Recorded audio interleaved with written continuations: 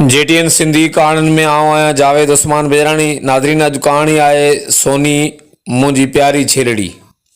सभागी हिक नंढड़ी छेलड़ी पाली जंहिंजो नालो हुन सोनी रखियो हो। अछे ऐं सुरमई रंग जी सोनी ॾाढी प्यारी छेलड़ी हुई। संदसि भेण नूरी खे वरी पखी वणंदा हुआ। हुन में हिकु तोतो पालियो जंहिंजो नालो मिठू हो। मिठू जो रंग साओ ऐं चुंब ॻाढ़ी हुई। मिठू सॼो ॾींहुं ॿोलियूं ॿोलींदो रहंदो हो। सोनी ॾाढी शरारती हुई। उहा सॼो ॾींहुं ठींग टपा ॾींदी ऐं कुॾंदी वतंदी हुई। सोनीअ ऐं मिठूअ जी पाण में ॾाढी सुठी दोस्ती हुई। इहे ॿई गॾिजी खूब हुल हंगामो मचाईंदा हुआ। रोज़ शाम जो सभागी ऐं नूरी गॾिजी हुननि सां रांदि खेॾंदियूं हुयूं ऐं ख़ुशि थींदियूं हुयूं।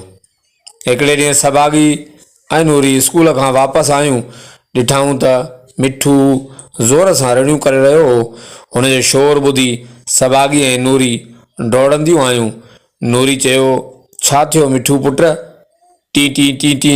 होॾां सभागीअ जी नज़र सोनीअ ते पई जेका पिण रड़ियूं करे रही हुई। सभागी दौड़ंदी सोनी ॾांहुं वई। सभागी ऐं नूरी सोनीअ जी हालत ॾिसी परेशान थी वियूं ऐं सोचण लॻियूं त छा करणु घुरिजे। एतिरे में संदन माउ ऐं पीउ घर में दाख़िल थिया। सभागीअ माउ ऐं पीउ खे सोनीअ जी हालत बाबति ॿुधायो। माउ सभागीअ जी पीउ खे चयो, जल्दी जानवरनि जे डॉक्टर खे सॾे अचो त हिन जो इलाजु कराइजे।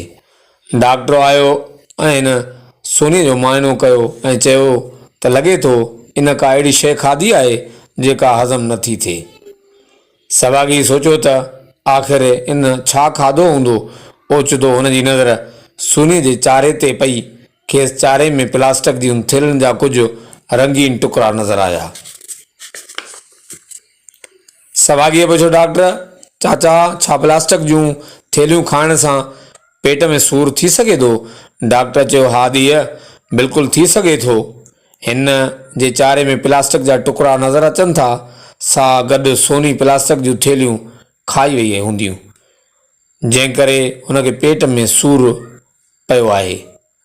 डॉक्टर सोनीअ खे दवा ॾिनी ऐं ॿुधायो त माण्हू अक्सर प्लास्टिक जी थेलियूं इस्तेमाल खां पोइ ॿाहिरि उछले छॾींदा आहिनि।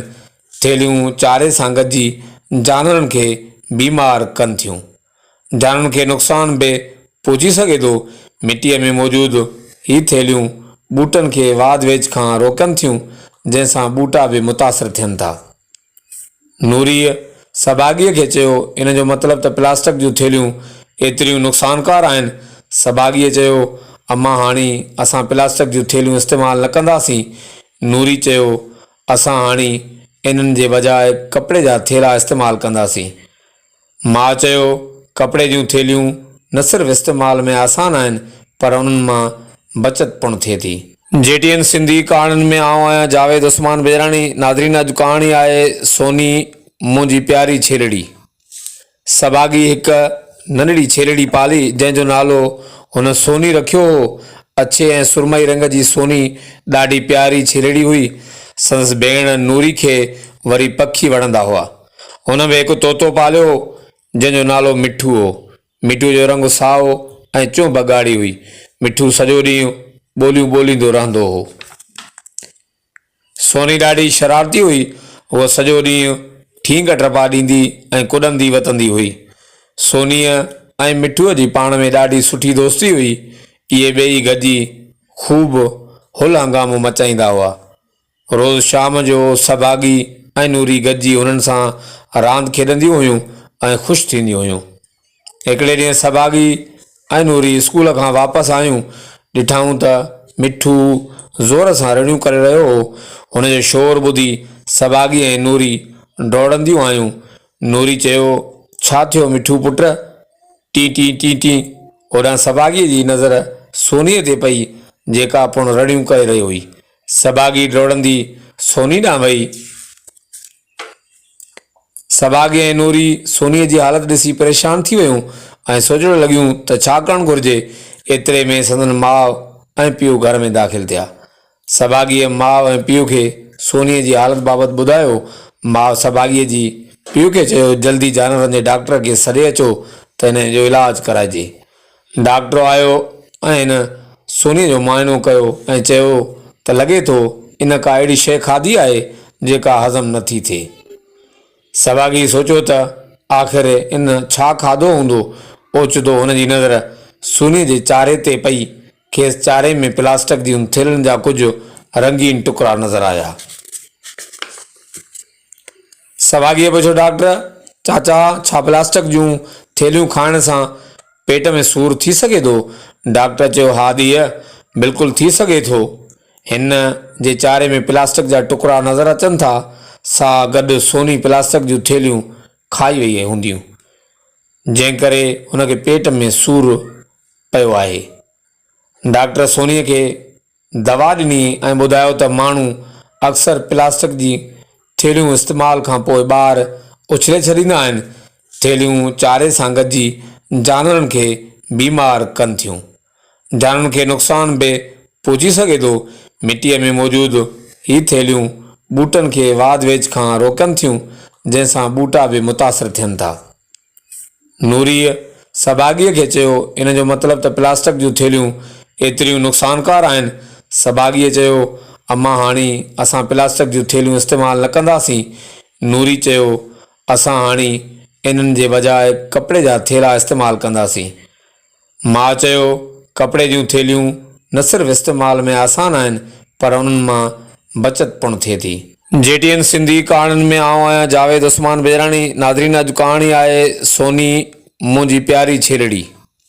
सभागी हिकु नंढड़ी छेलड़ी पाली, जंहिंजो नालो हुन सोनी रखियो हो। अछे ऐं सुरमई रंग जी सोनी ॾाढी प्यारी छेलड़ी हुई। संदसि भेण नूरी खे वरी पखी वणंदा हुआ। हुन में हिकु तोतो पालियो जंहिंजो नालो मिठू हो। मिठू जो रंग साओ ऐं चुंभ ॻाढ़ी हुई। मिठू सॼो ॾींहुं ॿोलियूं ॿोलींदो रहंदो हो। सोनी ॾाढी शरारती हुई। उहा सॼो ॾींहुं ठींग टपा ॾींदी ऐं कुॾंदी वतंदी हुई। सोनीअ ऐं मिठूअ जी पाण में ॾाढी सुठी दोस्ती हुई। इहे ॿई गॾिजी खूब हुल हंगामो मचाईंदा हुआ। रोज़ शाम जो सभागी ऐं नूरी गॾिजी हुननि सां रांदि खेॾंदियूं हुयूं ऐं ख़ुशि थींदियूं हुयूं। हिकिड़े ॾींहुं सभागी ऐं नूरी स्कूल खां वापसि आयूं। ॾिठऊं त मिठू ज़ोर सां रड़ियूं करे रहियो हो।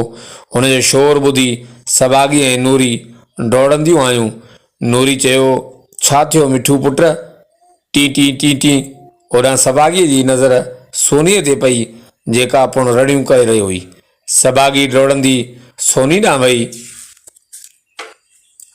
सभागी ऐं नूरी सोनीअ जी हालत ॾिसी परेशान थी वियूं ऐं सोचण लॻियूं त छा करणु घुरिजे। एतिरे में संदन माउ ऐं पीउ घर में दाख़िल थिया। सभागीअ माउ ऐं पीउ खे सोनीअ जी हालत बाबति ॿुधायो।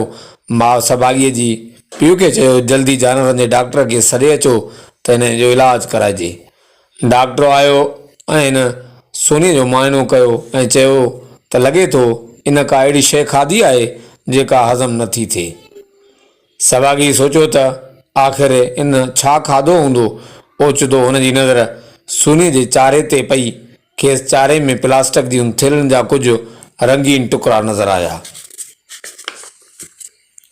सभागीअ पुछियो, डॉक्टर चाचा, छा प्लास्टिक जूं थेलियूं खाइण सां पेट में सूरु थी सघे थो? डॉक्टर चयो, हा धीअ, बिल्कुलु थी सघे थो। हिन जे चारे में प्लास्टिक जा टुकड़ा नज़र अचनि था।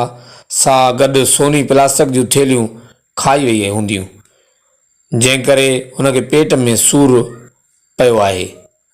डॉक्टर सोनीअ खे दवा ॾिनी ऐं ॿुधायो त माण्हू अक्सर प्लास्टिक जी थेलियूं इस्तेमाल खां पोइ ॿाहिरि उछले छॾींदा आहिनि।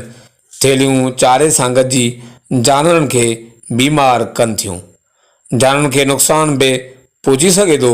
मिटीअ में मौजूदु ही थेलियूं ॿूटनि खे वाध वेझ खां रोकनि थियूं, जंहिंसां ॿूटा बि मुतासिर थियनि था। नूरीअ सभागीअ खे चयो, इन जो मतिलबु त प्लास्टिक जूं थेलियूं एतिरियूं नुक़सानकार आहिनि। सभागीअ चयो, अम्मा हाणे असां प्लास्टिक जूं थेलियूं इस्तेमालु न कंदासीं। नूरी चयो, असां हाणे इन्हनि जे बजाए कपिड़े जा थेला इस्तेमालु कंदासीं। माउ चयो, कपिड़े जूं थेलियूं न सिर्फ़ु इस्तेमाल में आसान आहिनि, पर उन्हनि मां बचत पिणु थिए थी। नाज़रीन, अॼु जी कहाणी हुई।